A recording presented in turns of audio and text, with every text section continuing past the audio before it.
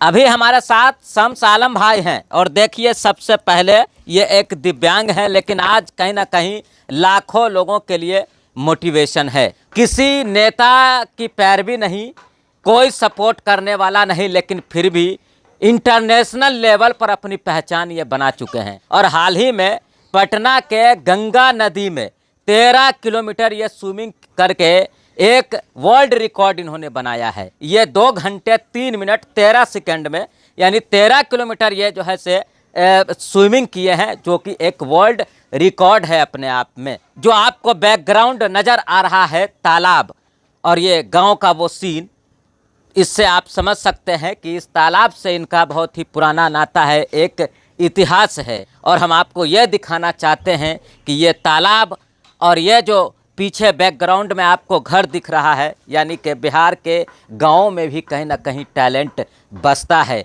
America जा चुके हैं, चीन जा चुके हैं, यानी इस तरह के कई देशों में ये घूम चुके हैं। और घूम ही नहीं चुके हैं, मेडल भी जो है इन्होंने मतलब हासिल किया है। शम्स आलम भाई जो हैं इंटरनेशनल पैरा स्विमर हैं। सबसे पहले तो बहुत बहुत स्वागत है हमारे चैनल पर।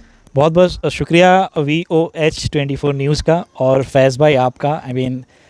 मैं बहुत खुश हूँ कि आप पर्सनली आए। मैं अक्सर आपको और आपके चैनल को सोशल मीडिया के थ्रू फॉलो करता हूँ और देखता हूँ, आप बहुत सारी स्टोरीज़ कवर करते हैं।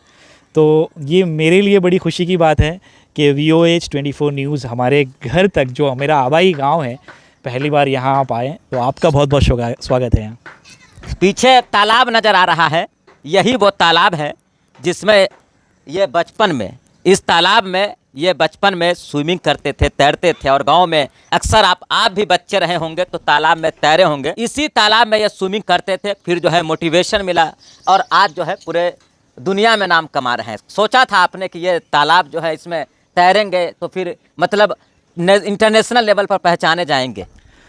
नहीं फैज़ भाई, अगर मैं आपसे हॉनेस्टली बोलूँ, ईमानदारी से, तो मैंने ऐसा कभी नहीं सोचा था। तो हम लोग जब छोटे थे तो नहाने के लिए इसके अंदर हम लोग आ जाते थे। और हमारा ये 100 फीट का तालाब है लगभग। इसको आप पार कर देते थे? हाँ जी। मैं उम्र क्या थी उस टाइम आप? मेरी उम्र 2 साल तक रही होगी उस वक्त। 2 साल की उम्र में इसको आप पार कर देते थे? मैं बचपन में इसको पूरा पार कर देता था। और अच्छा। यहाँ पे पीछे इतना गहरा तालाब है। ये बताइए सबसे पहले, पटना गंगा नदी में कितना किलोमीटर आपने मतलब तैर कर वर्ल्ड रिकॉर्ड आपने बनाया? ये गंगा नदी के अंदर बिहार स्विमिंग एसोसिएशन के द्वारा तक्षशिला ओपन वाटर तैराकी ऑर्गेनाइज़ किया जाता है। तो इस साल 10 नवंबर 2024 को ये कंपटीशन ऑर्गेनाइज़ किया गया था, जो कि पटना के जनार्दन घाट से लेकर के पटना लॉ कॉलेज घाट तक था। ये रिकॉर्ड पैराप्लेजिक पर्सन के ज़रिए बनाया गया है। पूरी दुनिया में मैं पहला ऐसा पैराप्लेजिक पर्सन हूँ जिसने इस तरीके की तैराकी की है। और 13 किलोमीटर की open water Ganga river swimming जो है वो 2 घंटा 3 मिनट 13 सेकेंड में मैंने कंप्लीट किया है, जो कि बाज़ाब्ता वर्ल्ड रिकॉर्ड यूनियन के अंदर दर्ज है। ये आप गूगल पे भी अवेलेबल है और उसका सर्टिफिकेट भी है। इसको वेरीफाई करने के लिए खुद अमेरिका से वर्ल्ड रिकॉर्ड यूनियन के जो एक ऑफिसर होते हैं वो आए हुए थे। अच्छा, ये बताइए शम्स भाई, कितने देशों में घूम चुके हैं अब तक?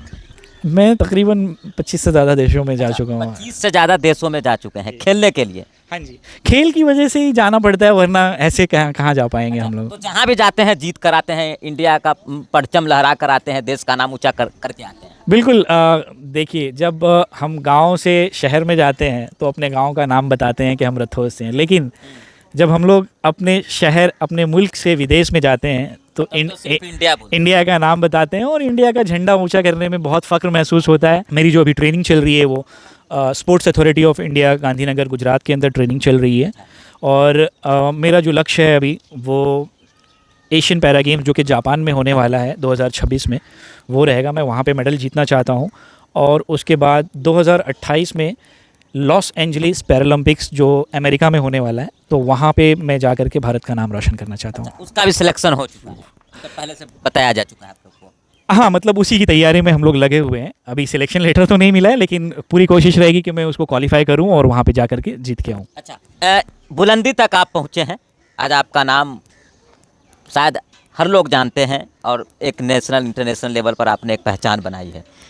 संघर्ष में, यानी जो आपने संघर्ष किया, स्ट्रगल किया, क्या क्या परेशानी आई, क्या लगा आपको कि नहीं हमसे नहीं हो पाएगा, इस तरह का कुछ लगा? आप उम्र के 23-24 साल तक चल फिर सकते हैं एक आम आदमी के जैसे, और अचानक से आपकी ज़िंदगी में रद्दोबदल आ जाता है, आपकी लाइफ सीधा ठप हो जाती है एक हिसाब से, तो दुख तो होगा कि आप लेकिन हिम्मत आपने नहीं, बिल्कुल या उस लगा वक्त कुछ दिन कि नहीं अब सर चलो सब कुछ खत्म हो गया?